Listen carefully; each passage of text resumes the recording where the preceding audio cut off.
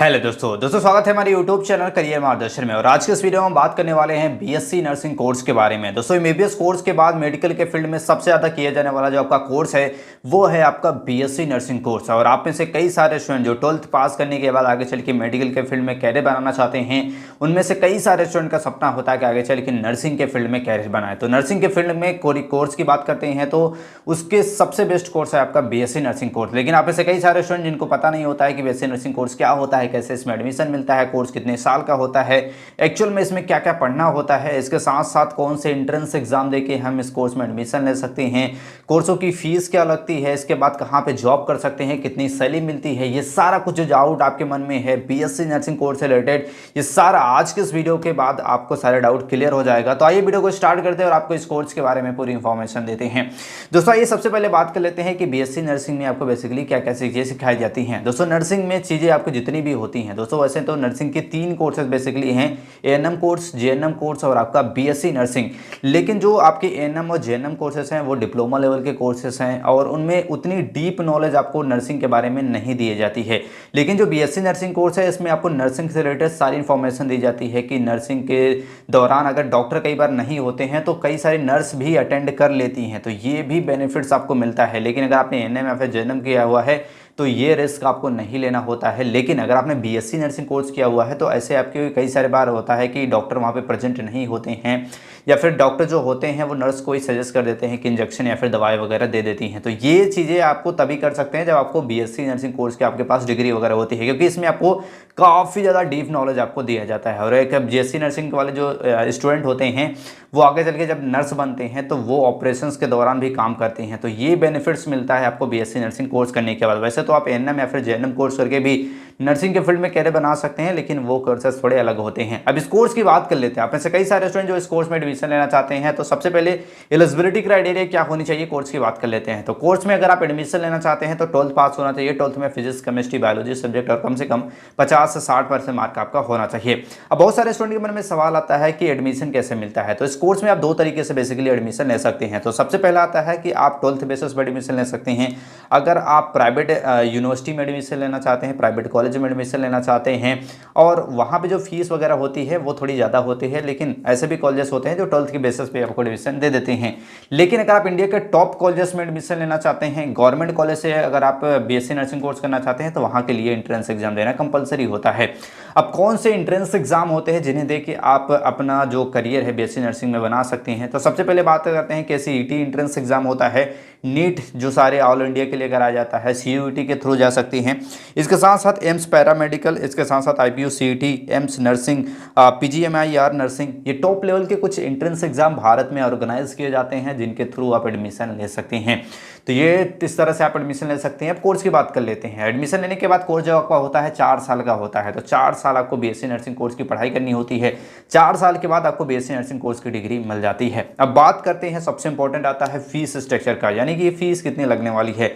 तो सबसे पहले बात कर लेते हैं जो बेसिक फीस आपकी होती है। ओवरऑल कॉलेज की बात करते हैं तो लगभग प्राइवेट में जो आपकी फीस होती है वो 50,000 रुपये से लेके 1.5 लाख रुपए पर ईयर तक फीस हो सकती है। तो प्राइवेट में फीस थोड़ी ज़्यादा लगती है। वहीं भारत के कुछ टॉप कॉलेजेस होते हैं जहाँ पे एडमिशन के लिए आपको एंट्रेंस एग्जाम देना कंपलसरी होता है, उनकी फीस की बात करते हैं, काफ़ी कम फीस लगती है। सबसे पहले आते हैं एम्स, जो कि टॉप लेवल का कॉलेज है। एम्स की फीस की बात करते हैं सिर्फ 2,000, आपको लगभग 2,400 रुपये आपके लगेगा। पूरे बीएससी नर्सिंग 4 साल के कोर्स की फीस की बात कर रहे हैं, तो ये बेनिफिट्स मिलता है एंट्रेंस एग्जाम क्लियर करने के बाद। वहीं बात करते हैं बीएचयू के लिए तो 900, सिर्फ 900 रुपये पूरे बीएससी नर्सिंग कोर्स की फीस। इसके साथ साथ डीयू यानी कि जो आपका दिल्ली यूनिवर्सिटी है वहाँ पे 1,000 रुपये पूरे कोर्स की फीस लगने वाली है। इसके साथ साथ पीजी आपका JIPMER, ये भी एक कॉलेज है, इसकी बात करते हैं तो इसके कॉलेज से लगभग 5,000 रुपये के आसपास है पूरी कोर्स की फीस। तो ये डिफरेंस आप दे सकते हैं। वहीं प्राइवेट की बात करें 50,000 रुपये से लेकर 1.5 लाख रुपए के बीच तक आपकी फीसेस हो सकती हैं पर ईयर। बात कर रहे हैं 1 साल की फीस। वहीं 4 साल का आप समझ सकते हैं लगभग 3 से 4 लाख रुपए के अराउंड पहुंच जाता है फीस आपको। लेकिन वही बात करते हैं अगर आप अच्छे से एंट्रेंस एग्जाम की प्रिपरेशन वगैरह करते हैं, एंट्रेंस एग्जाम को क्लियर करते हैं, उसके बाद आप बीएससी नर्सिंग कोर्स करते हैं तो ना के बराबर आपकी फीस यहाँ पे लगती है। फीस के बारे में आई होप सारा कुछ आप समझ होंगे। अब सबसे इंपॉर्टेंट बात करते हैं इस कोर्स को करने के बाद कहाँ पे आप जॉब पा सकते हैं और कितनी सैलरी वगैरह मिलती है। काफ़ी इंपॉर्टेंट है, आप में से कई सारे स्टूडेंट जानना चाहते हैं। तो सबसे पहले जॉब की बात कर लेते हैं। जॉब की बात कर लेते हैं तो जॉब में आता है आप एक स्टाफ नर्स बन सकते हैं, nursing service administrator, directors of nursing department, supervisor, nursing supervisor, ये टॉप लेवल की जॉब होती हैं। इसके साथ साथ कई सारे गवर्नमेंट एग्जाम भी कंडक्ट किए जाते हैं जिन्हें आप दे सकते हैं। ऐसे गवर्नमेंट एग्जाम जो जिनके लिए आपको बात कर लेते हैं ग्रेजुएशन की जरूरत पड़ती है, क्योंकि जो बीएससी नर्सिंग कोर्स है आपका ग्रेजुएशन लेवल का कोर्स है। एनए या फिर जेएनएम करते हैं तो वो डिप्लोमा लेवल के कोर्सेज होते हैं, लेकिन अगर आप बीएससी नर्सिंग करते हैं तो आपका एक ग्रेजुएशन कोर्स है। और जितने भी गवर्नमेंट एग्जाम कंडक्ट किए जाते हैं जिनमें ग्रेजुएशन की जरूरत पड़ती है उन सारे गवर्नमेंट एग्जाम को दे सकते हैं। इसके साथ साथ आप बात करते हैं भारत में तो नर्सिंग ऑफिसर्स की वैकेंसी भी निकाली जाती है गवर्नमेंट द्वारा, तो उसके लिए भी आप अप्लाई कर सकते हैं। और गवर्नमेंट जो हॉस्पिटल्स वगैरह होती हैं वहाँ पे नर्सिंग ऑफिसर के तौर पे काम करके लगभग 70 से 80 हज़ार रुपये मंथली की अर्न कर सकते हैं।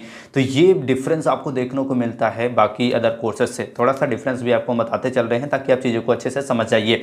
अब हमने बात कर ली जॉब्स के बारे में, अब सैलरी वगैरह कितनी मिलती है आपको जरूर पता होना चाहिए। तो सैलरी की बात कर लेते हैं। स्टार्टिंग सैलरी की बात करते हैं, अगर आप किसी प्राइवेट में जाते हैं तो बहुत ही कम फीस आपकी सैलरी वगैरह मिलने वाली है। 1 से 3 लाख रुपए पर ईयर के आसपास फीस सैलरी मिल सकती है। वहीं बात करते हैं एंट्री लेवल पे, यानी कि थोड़ा सा एक्सपीरियंस गेन करने के बाद आपकी जो सैलरी होने वाली वो 3 से 4 लाख रुपए पर ईयर। वहीं एक्सपीरियंस गेन करने के बाद लगभग आपको 4 से 6 लाख रुपए, यानी कि लगभग 40 से 50 हज़ार रुपये मंथली के भी अर्न कर सकते हैं नर्सिंग के फील्ड में कैरियर बना के। और एम्स जैसे हॉस्पिटल्स में अगर आप एडमिशन पा जाते हैं और वहाँ से ही एम्स हॉस्पिटल भी होता है तो वहाँ पर अगर आप जॉब करते हैं तो वहाँ पर तो स्टार्टिंग में ही काफ़ी अच्छी सैलरी आपको देखने को मिल जाती है। तो ये था ओवरऑल बीएससी नर्सिंग कोर्स के बारे में। आई होप इस कोर्स के बारे में सारा कुछ आप समझ गए होंगे। अगर आप इसके सिलेबस के बारे में बात जानना चाहते हैं, यानी कि कौन से सब्जेक्ट आपको पढ़ने होते हैं, तो स्क्रीन पर भी देख पा रहे होंगे